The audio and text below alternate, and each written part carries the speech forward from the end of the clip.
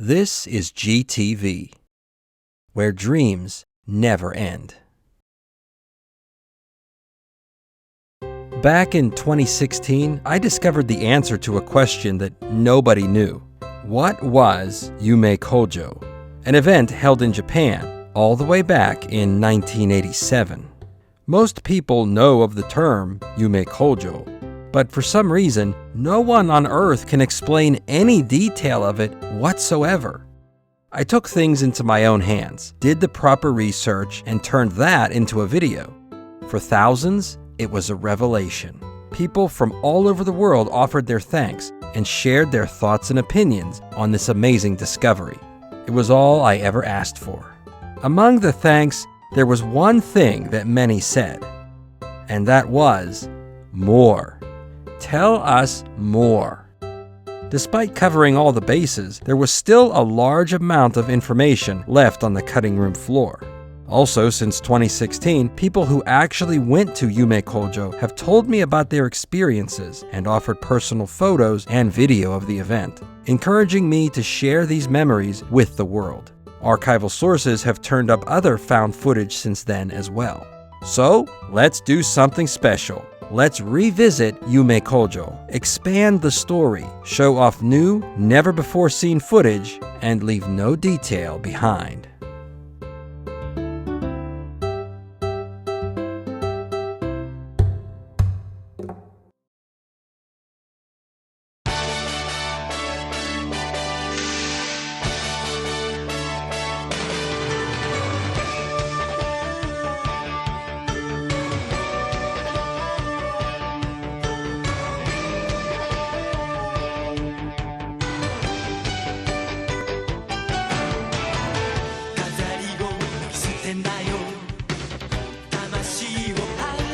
Yume Kojo opened to the public on July 18, 1987, with locations in Tokyo and Osaka, Japan. The event was held for 44 days that summer, celebrating the limitless possibilities of a future full of progress. Technological demonstrations that were experimental in 1987, but were expected to become mainstream by the 21st century, were seen by millions that summer. To complement that, there were live concerts, celebrity meet and greets, and all kinds of food. It was an amusement park, music festival, and World's Fair all rolled into one. And, as a peculiar point, the event was organized by a Japanese media company, Fuji Sankei Group, known today as Fuji Media Holdings. Why would a broadcaster do such a grand thing? How was it even possible to orchestrate an event of such a spectacular scale? It all goes back to a man named Haruo Shikanai, chairman of Fuji Sankei Group. There were many others involved, but through his leadership, Yume Kojo went from an idea to reality. The event that would become Yume Kojo was far from the first event of this type. Post-war Japan formally opened itself to the world in 1964, hosting the Summer Olympics. That led to the World's Fair coming to Osaka in 1970. Officially named the International Exposition of 1970. There, the Japanese vision of a high-tech future was first shown to the world. In 1981, Japan earned the right to hold a second expo, set for 1985 in Tsukuba, just outside of Tokyo. During the lead-up to this event, the largest corporations within Japan were preparing to show off the latest technology. Sony, Toshiba, NEC, and others were invited. Those organizing Expo 85 considered advanced hardware, such as cameras, televisions, computers, and robotics, to be very important, while the entertainment that used this technology, such as television shows, music, video games, and films, not worth mentioning. As such, media companies like Fuji were not invited. The rejection stung many in the industry. Haruo Shikanai felt that entertainment was the driving force to improve technology. His opinion was that while a television is an amazing machine, without programs to watch, it is worthless. The hardware and the software, for lack of a better term, that all mass media is, must work together. The software can have an equal appreciation by the public as much as the most advanced cameras, computers, and appliances. When the idea of Carnival in Japan took root, the idea grew. What if Fuji could show the public a demonstration of what their software could do? Something the public could have and should have seen at Expo 85.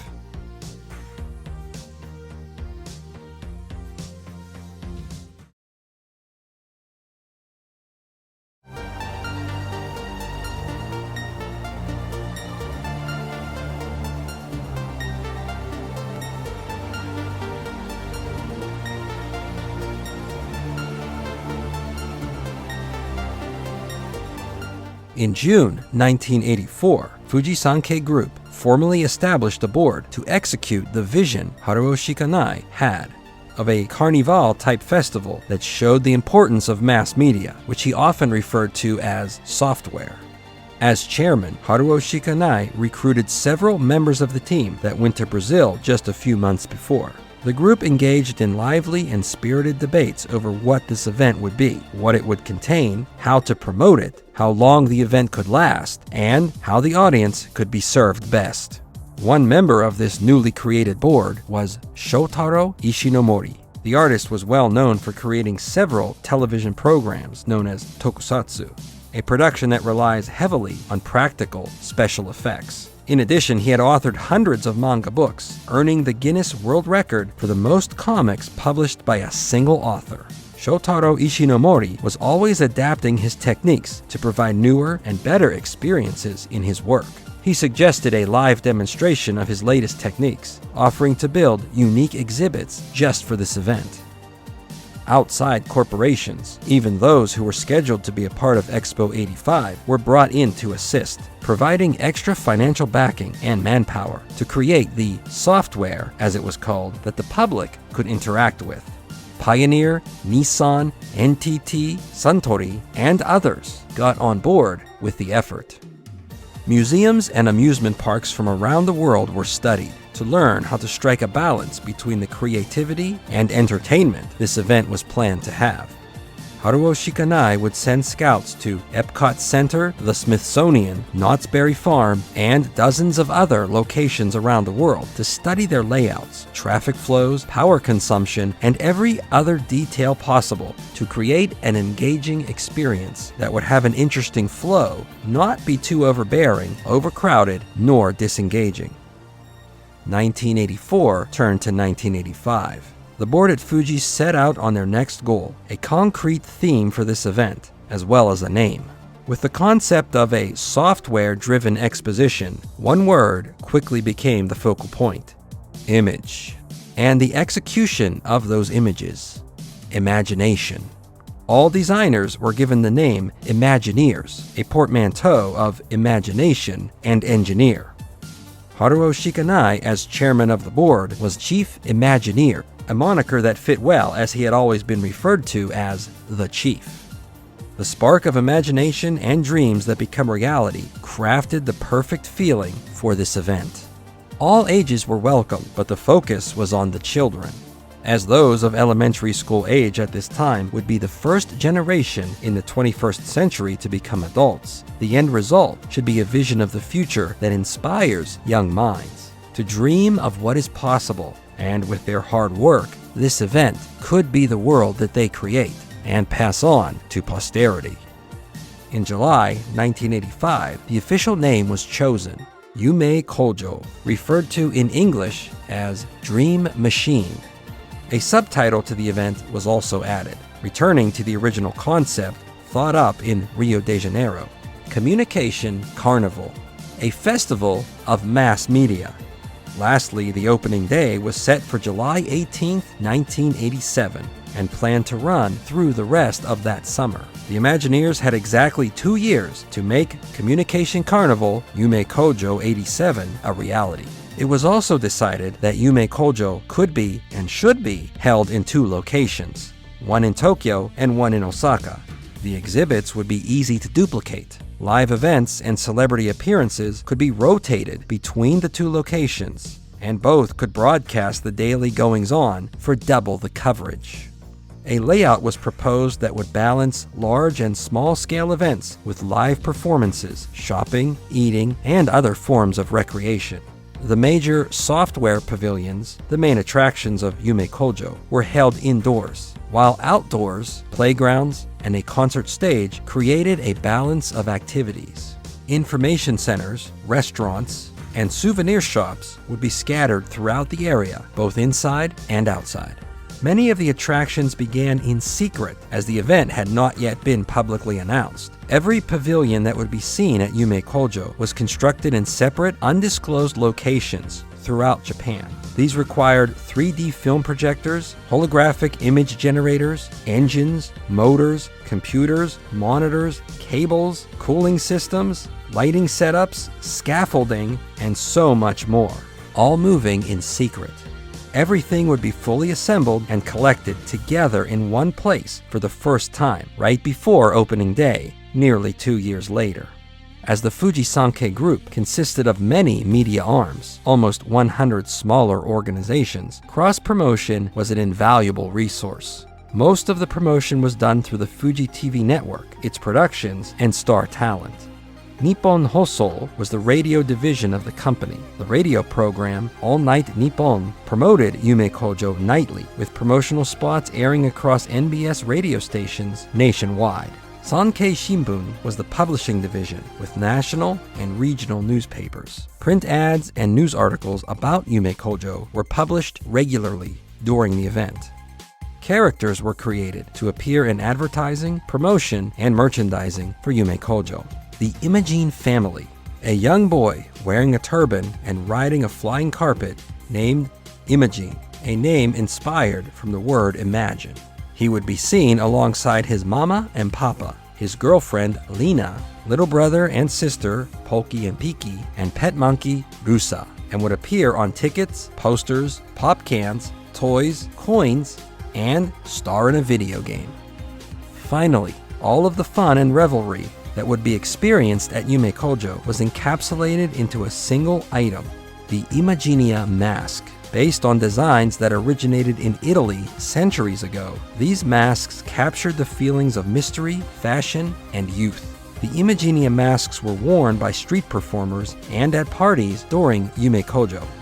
On July 18, 1986, at 2 p.m., the first public announcement of Yume Kojo took place when Haruo Shikanai, along with 20 other Fuji executives and on-air talent, entered Fuji TV studios wearing Imagenia masks, proclaiming that exactly 1 year from today, the Communication Carnival, Yume Kojo 87, would begin. Imogene was shown for the first time, and the first of many commercials hit the airwaves. More information followed. The Tokyo version would be held in Harumi, near the modern-day Odaiba region of Tokyo. The Osaka version would be held at the Intex Center, built in 1985, where a large number of famous events were already held in its short history. Tickets cost 3,000 yen for adults and 2,000 yen for children when purchased on the same day as entry. A 500 yen discount was applied for advanced purchase. In addition to all the TV star power on hand to promote the Dream Machine, there was a live band named Yume Kojo. They released a number of singles and one album in the 1 year space between the announcement and opening day. The songs from the band were used in various Fuji TV anime programs. Their fifth single, Arabian Nights, would serve as the official theme song to Yume Kojo, keeping with the theme of Imogene and his family, bringing to Japan an exotic, futuristic landscape that would color the nights of the summer of 1987. 7 members of the girl group Onyanko Club rebranded themselves as Idol Yume Kojo. They released the single Adventure Dream, used for Yume Kojo TV and radio commercials. The group began to appear on All Night Nippon with a different host for each night of the week, while performing live and on Fuji TV in the months preceding July 1987. Promotional goods went on sale beginning in the summer of 1986. Imagenia masks, t-shirts, posters, stickers, telephone calling cards, and plush toys of Imogene started appearing nationwide. The world-famous arena, Budokan, was transformed into a nightclub and renamed Maharaja Yume Kojo. fashion designer Kenzo released a special limited edition clothing line named Kenzo Yume Kojo. He also designed many of the costumes and uniforms worn by Imagineers at the Communication Carnival. FNN, the Fuji News Network, briefly changed the name of its news program to News Kojo in 1987 to align with the Yume Kojo branding.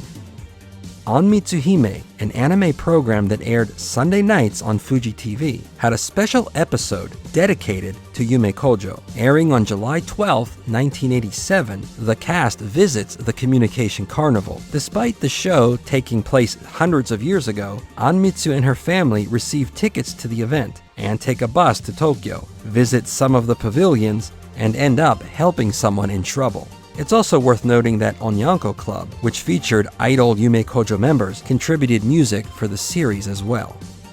All of the promotional efforts paid off quite well. By the middle of 1987, 45% of the Japanese population was aware of the name Yume Kojo. Fuji predicted that at least 3 million tickets would be sold. With opening day now in sight, it looked as if the Dream Machine was going to be a success.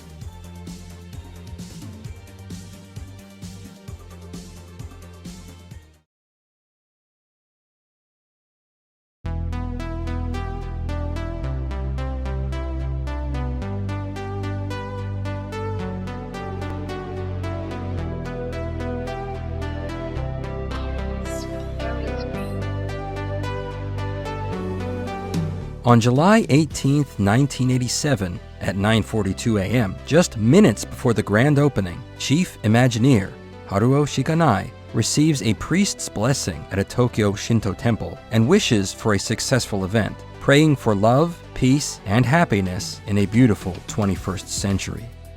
This pre-opening message was broadcast live to the entire staff in both Tokyo and Osaka.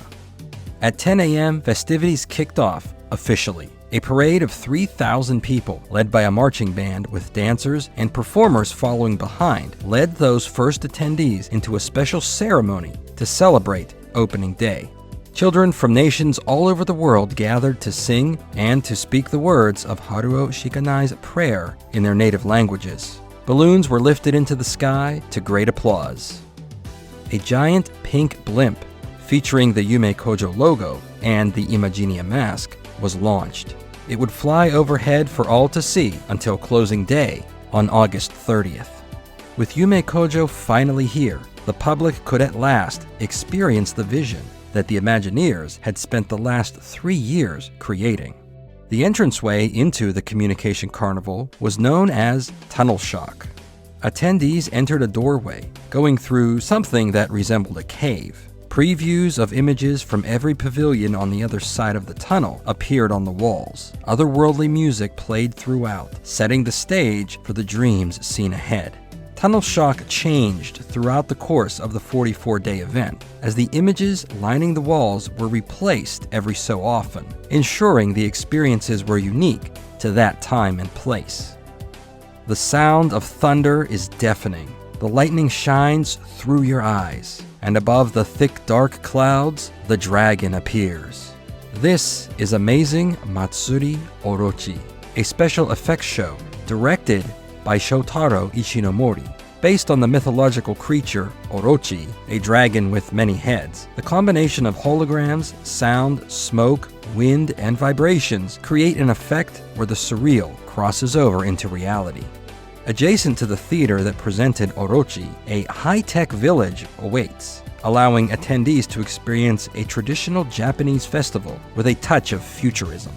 You could see a man-made tornado machine, take a ride on the space gyro, or look up at the sky for a view of the stars, called Festival Night. The complete package was billed as the revitalization of the heart of Japanese special effects.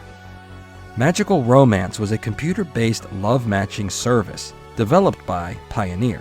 A participant creates a profile that is stored on a data card. With that, each person has access to 9 different stations within the pavilion to interact with others and find a match. You can make a video via blue screen to impress a potential suitor at the Scandal TV Magic corner.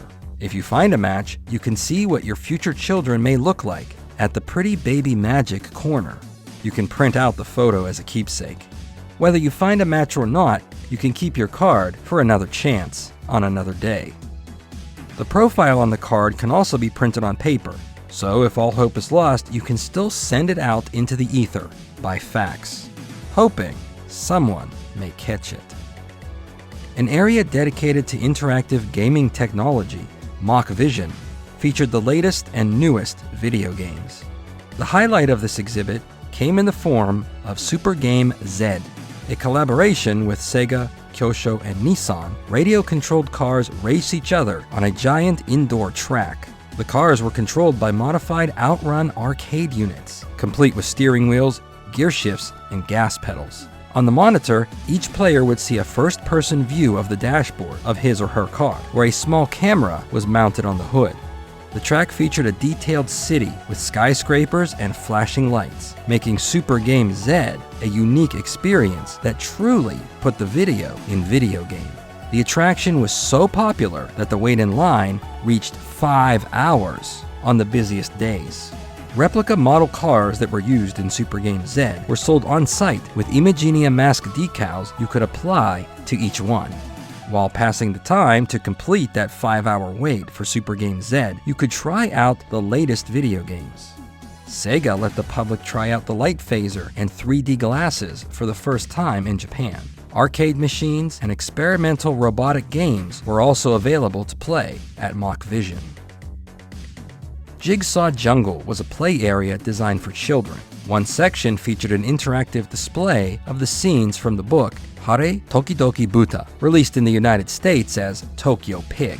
Here, 3,000 stuffed pigs hung from the mirrored ceiling, while the story of the book is acted out on stage. As the premise of the book is that the main character has the power to make it rain pigs, the 3,000 stuffed toys fell on the crowd at the end, resulting in a real-life pig shower. Readings of the book and the pig shower performance were held up to 50 times each day. The other areas of Jigsaw Jungle allowed younger children to experience software in a fun way. At Moshi Moshi Junction, anyone's voice could be changed into some different anime characters through a speech recognition program. There was also a simulated waterfall and a funhouse with pressure sensors that activated lights and sounds whenever somebody touched one. A series that aired on Fuji TV at the time of Yume Kojo, Gegege no Kitaro, had its own exhibit. There, you could visit a replica of the setting of the series, where kids could play with many characters from Gegege no Kitaro. It was possible to speak to Kitaro through a video phone, as well as research many of his adventures on a computer database, then send this information back home via fax machine. Kitaro and other characters also appeared with attendees on special high-vision monitors and acted out various episodes. Everyone who visited also received a souvenir, a special newspaper covering the events of that day, sharing the same design as the Sankei Shimbun newspaper.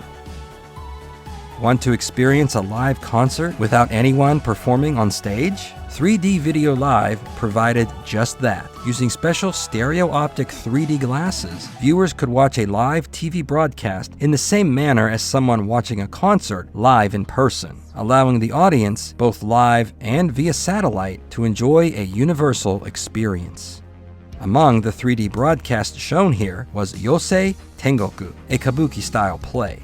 Live performances of Yume Kojo the band were also broadcast from time to time. A separate but similar pavilion, 3D Fantasy Balloon, projected a 3D film about diverse animal life from around the world. The film was shown on a 400-inch screen multiple times a day to captive audiences.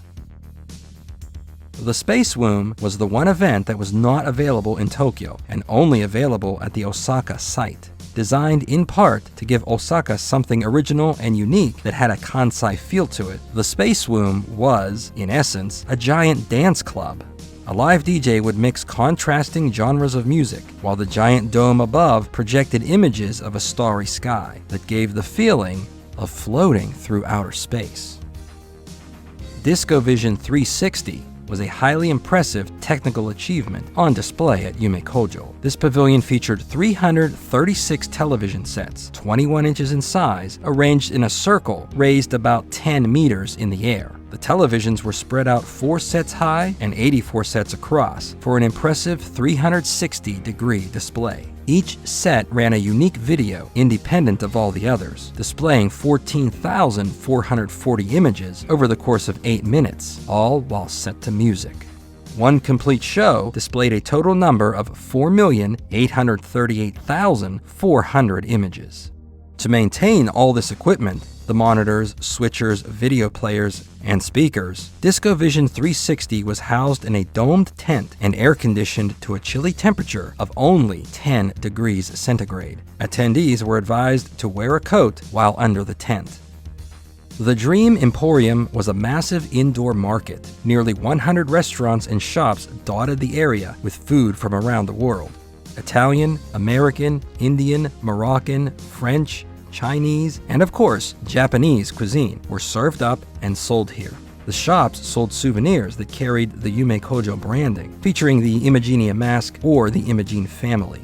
Over 250 unique items, t-shirts, posters, coffee mugs, keychains, pillows, hats, and of course, masks were sold here. In addition to that, the most popular Fuji TV talents would appear daily, greeting fans, taking questions, and handing out autographs. Yasuko Sawaguchi was the most popular draw, with long lines of people patiently waiting each day.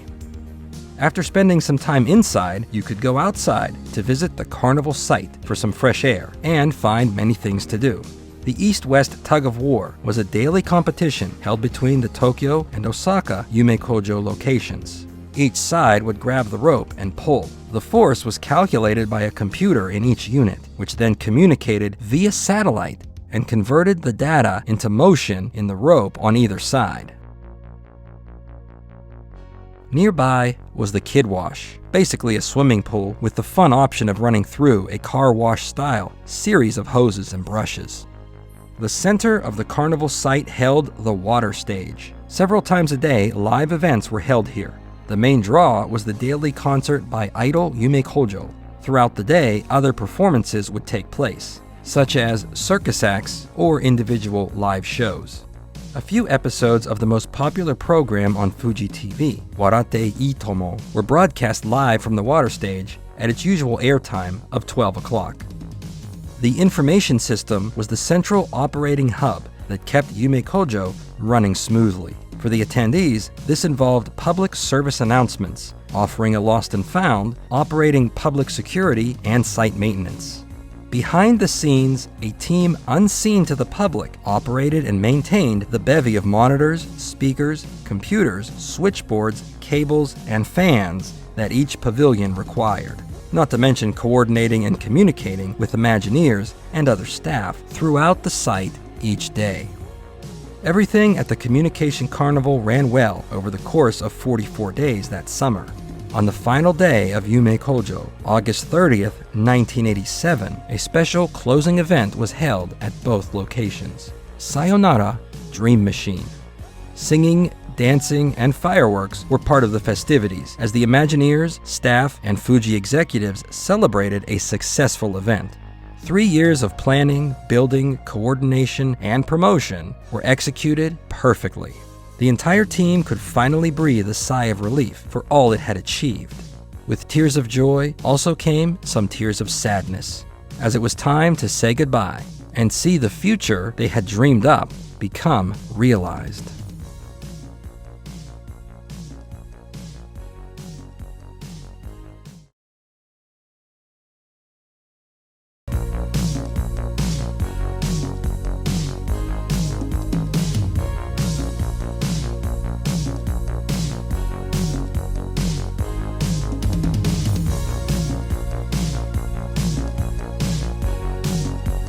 The logistics of Yume Kojo were rather mind-boggling when you consider how much manpower and machinery was required to make it all work. There were 5,200 employed staff at the event, including the 400 Imagineers, hard at work every day.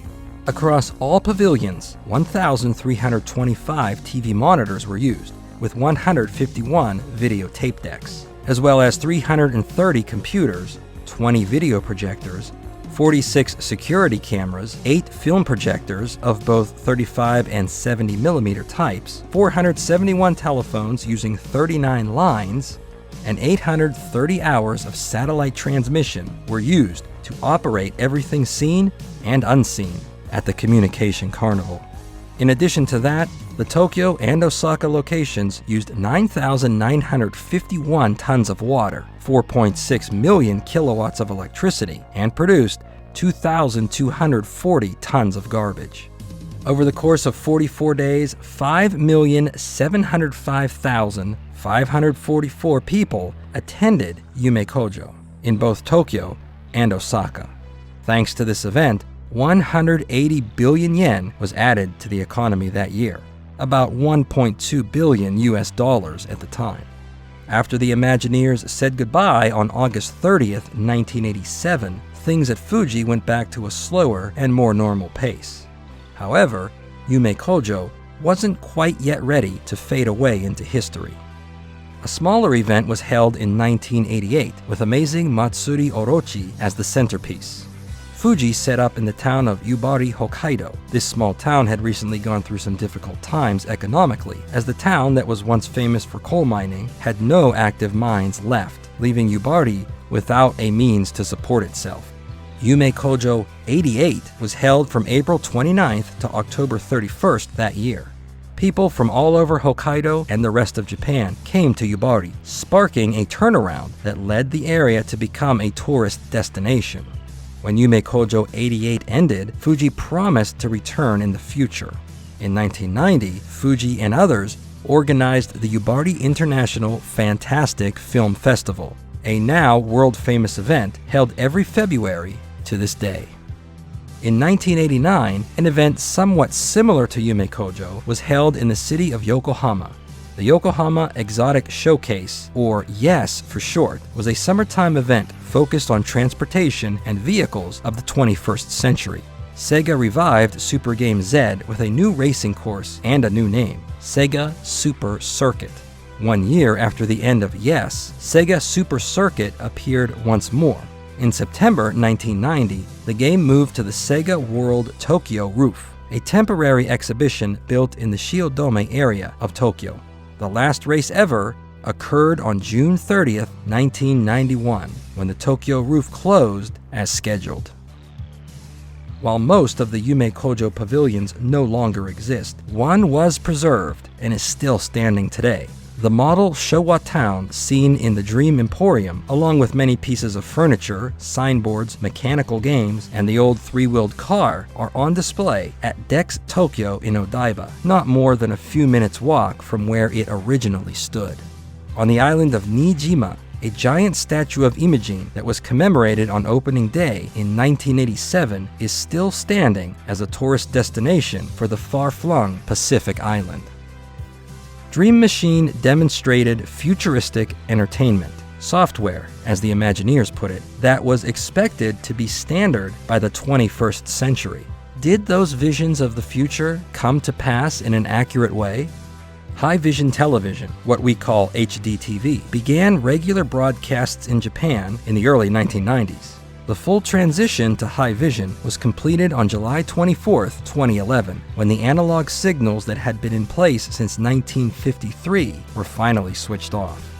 Video telephones, which were used all over Yume Kojo, got their start at Expo 70 in Osaka. This technology was seen in public from time to time, though never fully caught on until the early 2000s, when smartphones equipped with cameras began to appear, leading to mainstream use. Today, video calling is so commonplace, it no longer feels special.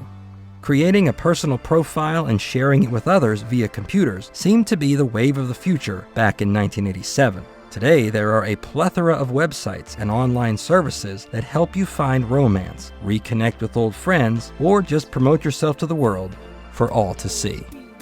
3D images on screen, both with special glasses and without, reached its peak in the early 2010s. Since 1987, many major motion pictures have incorporated 3D special effects. Or in some cases, holograms and interactive environments are incorporated into films to make it feel like you are really there in the movie.